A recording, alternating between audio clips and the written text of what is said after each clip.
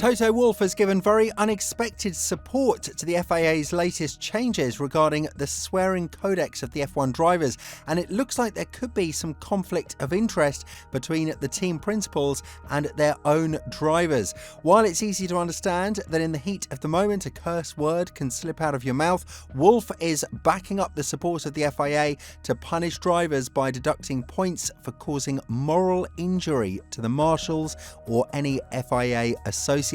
With this in mind, is Wolff adding fuel to the fire to what is already a massive controversial matter to the F1 world? And more importantly, where does this bring the F1 drivers? One of the latest clampdowns from the FIA is revolving around the drivers' swearing codex, which has been discussed quite a lot throughout 2024. But the new rules that are set to take place from Barcelona onwards are definitely scary for the F1 drivers, because we're talking about potential points deduction from the Drivers' Championship. The most controversial aspect is that a penalty can be given if the FIA decides that certain words or sentences by an F1 driver have caused moral injury to the FIA's officials. As the ruling states, any words, deeds or writings that have caused moral injury or loss to the FIA, its bodies, its members or its executive officers, and more generally on the interest of motorsport and on the values defended by the FIA. This means that it's not just swearing but also body language, acts and writings that fall into the category of offending an FIA related associate. If the driver commits 2 offences within a 2-year period, then fines will arrive on the porch, but if he does it for a 3rd time, it could result in the deduction of an undisclosed number of World Championship points and a potential activation of the 1-month suspension that will be granted in a suspended manner during the 2nd penalty. All of this does sound a bit confusing, but Wolff believes that the FIA is moving in the right direction. And when talking about it, the Austrian said, "I think we want to see emotions in the car, and there are ways of showing that or not. We also have a responsibility towards all the spectators, and I believe particularly the non-native ones, the British, often don't understand how grave or how nuanced a word can be. In that respect, any initiative is good, and if we stop some of that bad swearing, that is positive."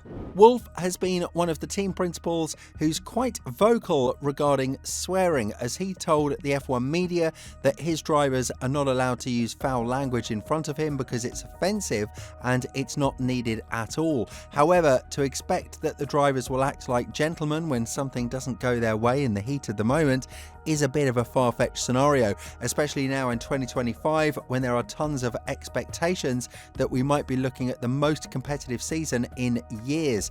Still, Wolff is adamant that the place for swearing is definitely not in this sport, and he's felt on his own skin that the impact of F1 drivers is then pasted onto the younger generation of drivers as far away as the ones in go-karts. When talking about his own example of having a very young kid using the F word because he learned it from the F1 drivers, Wolff said, "I have a thing about the swearing. Like George said, he has an 8-year-old nephew who go-karts and watches all of that. I have a similar 7-year-old that go-karts and watches everything. It's the first time a few months ago that my kid said, 'What the F?' And I said, 'Where did you hear that from?' He said, 'From the drivers.' I have my own conflicts with Mohammed, but in that instance, the drivers, all of them, are role models and are on air. They are entitled, empowered, and it is agreed with many other things."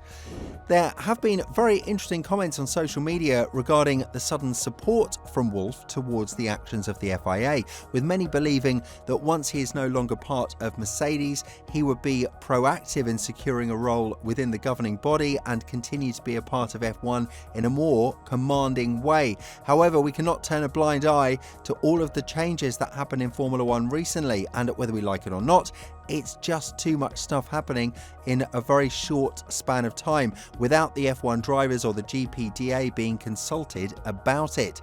That was brought to the attention of Ben Sulayem, but his response was fierce. "You don't tell me what changes in the team, then I have no obligation to tell you what changes in the FIA either." That can be applied to the internal structures of the governing body, but definitely not in the rulebook change, because it's slowly but surely pushing the drivers away from the sport. And when I say drivers, I know who is coming to your mind first of all: Max Verstappen. The Dutchman has been quite vocal about the FIA's actions and said that too many rules could turn out to be extremely negative for the future of the sport.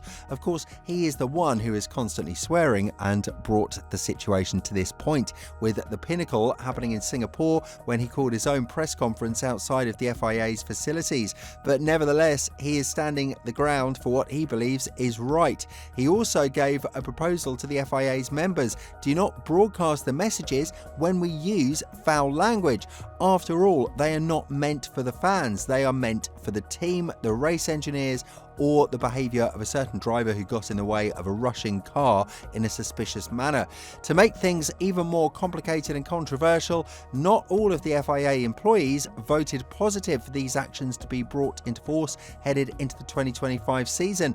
The report to the BBC has gone to the extent of saying that the vote for these changes to come into force was pushed through on a snap e-vote and with no consultation with other stakeholders, the GPDA or the FIA's own Drivers' Commission.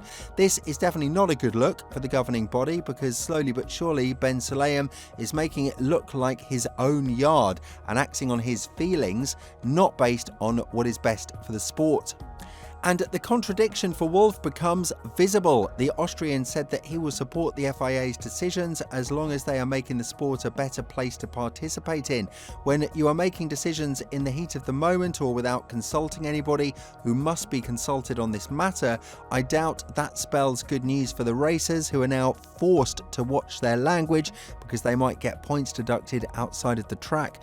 The reaction from the GPDA wasn't positive either, and when talking about the consultation process, which usually happens between the governing body and the GPDA, Alex Wirtz, the head of the body, said, "No, there was no consultation. We have read the changes through the media. There could be room for improvement that the FIA and the GPDA are working out together. If there is a comparison with, for example, the NFL in America, they do have unionization of the NFL players and they are involved in the process. In this case, we are not involved. I am not sure if the FIA has involved their own FIA Drivers' Commission. That is something I don't know about, and let's hope that we don't have many fines being collected."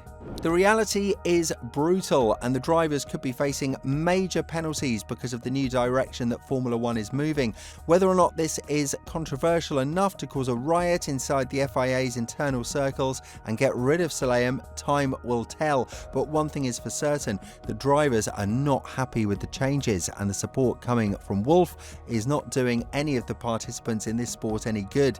It would be interesting to see how his drivers are going to react to the change, but overall, given the fact that Russell is the president of the GPDA, I'm sure that he and Wolff would have a little talk regarding the latest comments of the Austrian team principal.